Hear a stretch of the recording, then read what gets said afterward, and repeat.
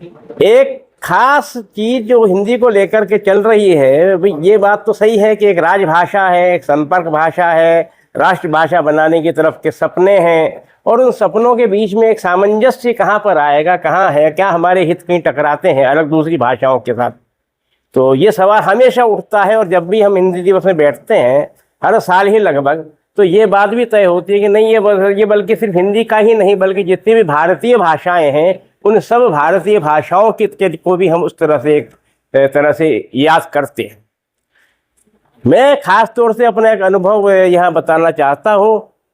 हम लोग खास जो ये साइंस की जो जहाँ तक बात है, हम लोग जब पढ़ा करते थे तो अधिकतम 12वीं तक हमारे पास हिंदी माध्यम से पढ़ने की किताबें थी, हिंदी माध्यम से पढ़ा करते। जब हम बीएससी में आते थे तो बीएससी में आते ही साल साइंस में जो है वो साइंस में कोई पढ़ाई जो है वो अंग्रेजी में ही होती थी।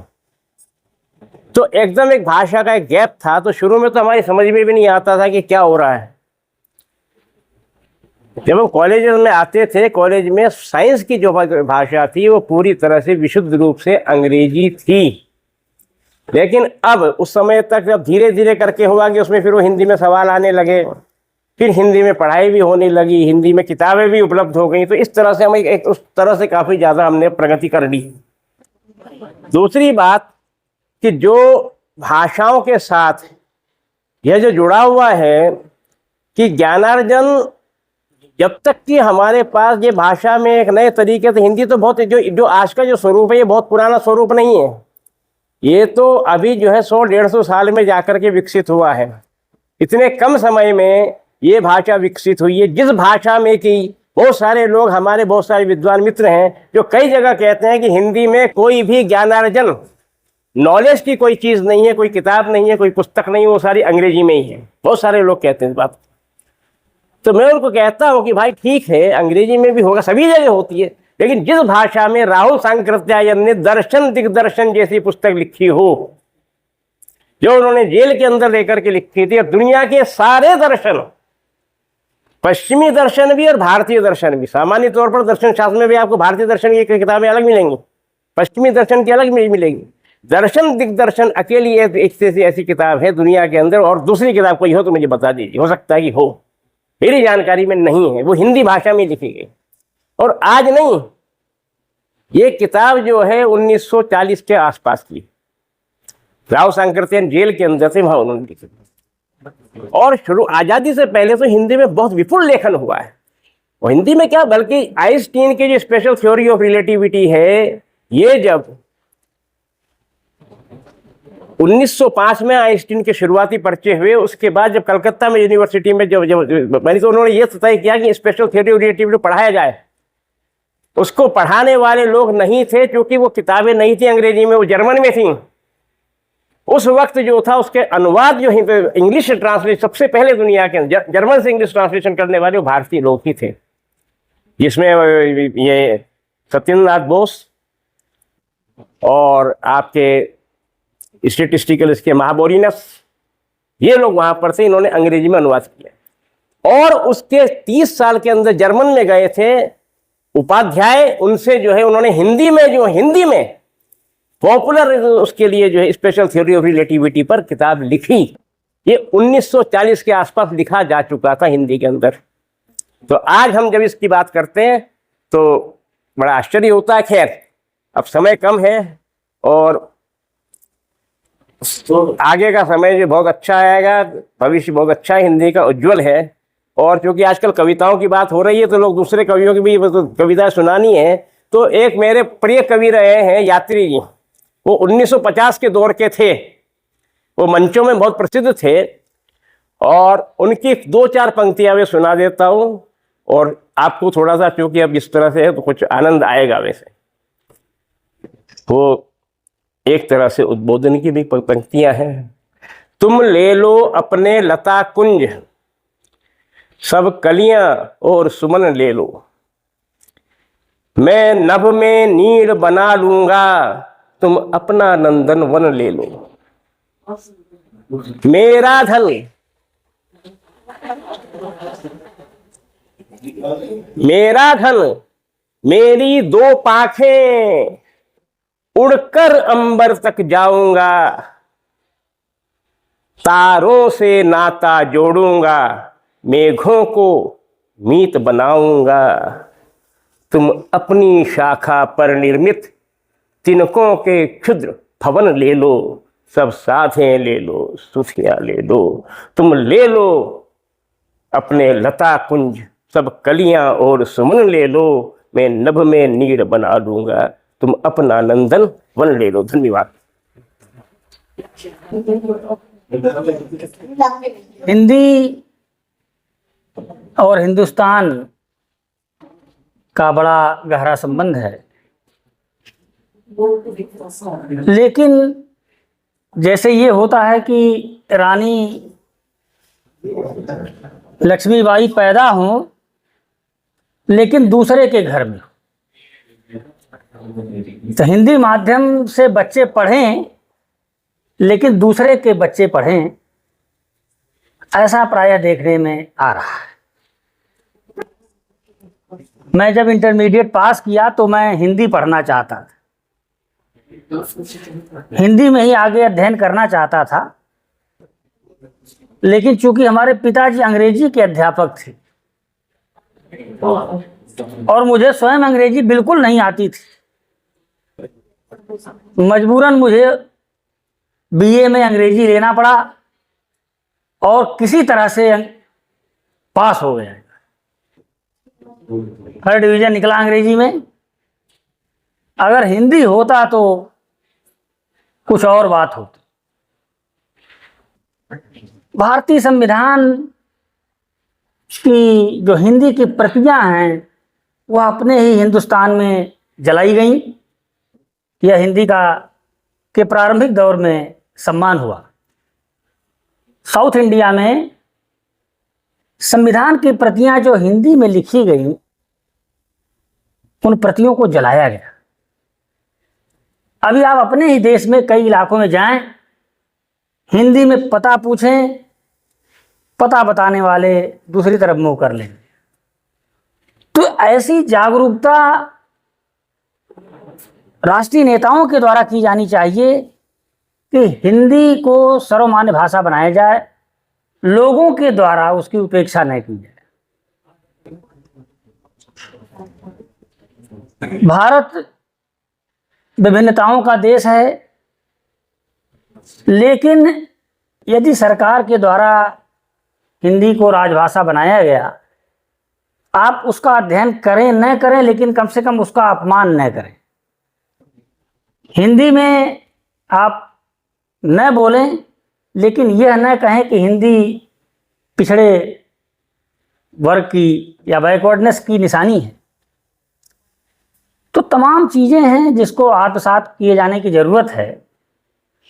अपने बच्चों को हिंदी माध्यम के विद्यालय में, हमें तो नहीं लगता कि हमारे किसी कर्मचारी या प्राध्यापक के द्वारा पढ़ाया गया होगा।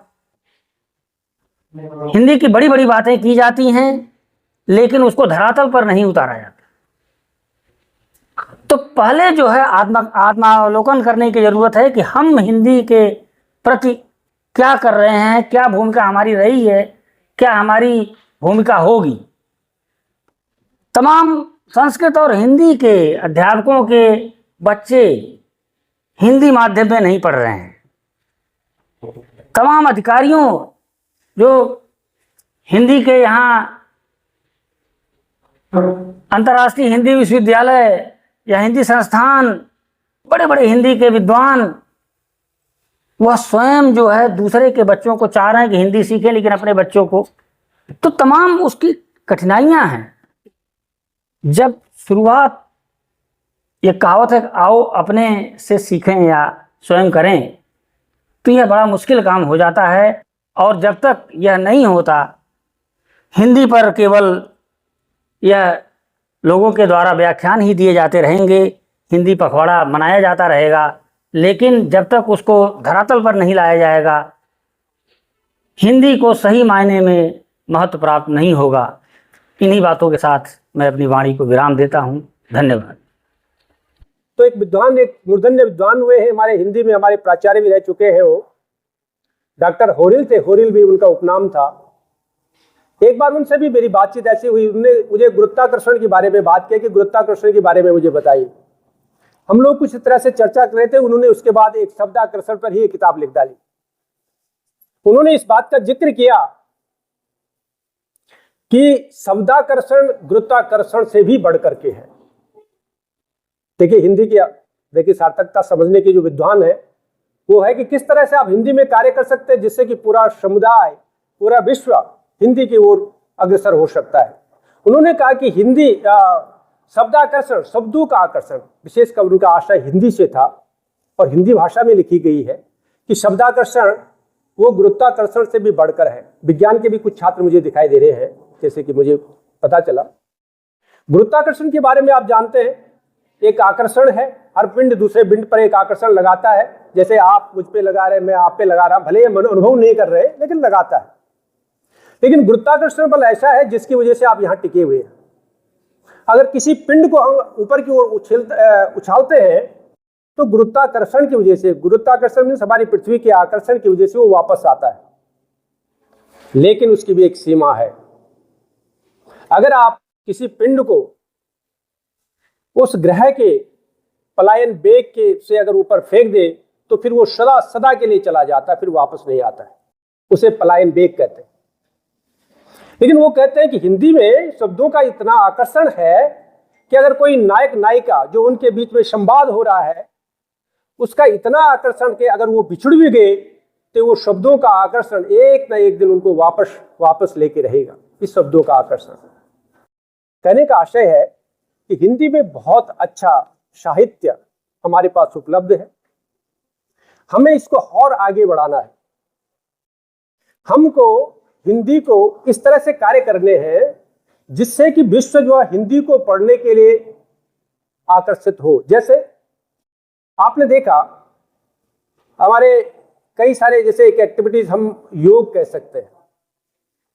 आपने देखा इस समय योग को जो इंटरनेशनल योग दिवस मनाने लगे हैं और उसमें सभी लोग, चाहे वो किसी भी समुदाय का हो, किसी भी क्षेत्र का हो, ओम नमस्ते कहता है। इसीलिए कहता है, उन्होंने देखा कि इससे कुछ प्रभाव हो रहा है। कहते हैं ना कि चमत्कार को नमस्कार है। अगर उसमें कोई चमत्कार है, कोई फायदा है तो निश्चित रूप से उसको नमस्कार करेंगे। यदि हमारे पास हिंदी में इस तरह का लिटरेचर उपलब्ध होगा जो हमारे, जो पूरे विश्व के लिए, जो मानव जाति के लिए कल्याणकारी होगा, तो निसंदेह हमारे पूरे विश्व के लोग हिंदी को पढ़ने के लिए विवश हो। जैसे आपने देखा कि अगर कोई भी इन्वेंशन है, कोई भी नया अनुसंधान होता है, जिसने भी वो अनुसंधान किया है उसको किसी दूसरे की भाषा सीखने की जरूरत नहीं पड़ती। जिसको सीखना है, जिसको समझना है, उसको उसकी भाषा सीखनी पड़ेगी।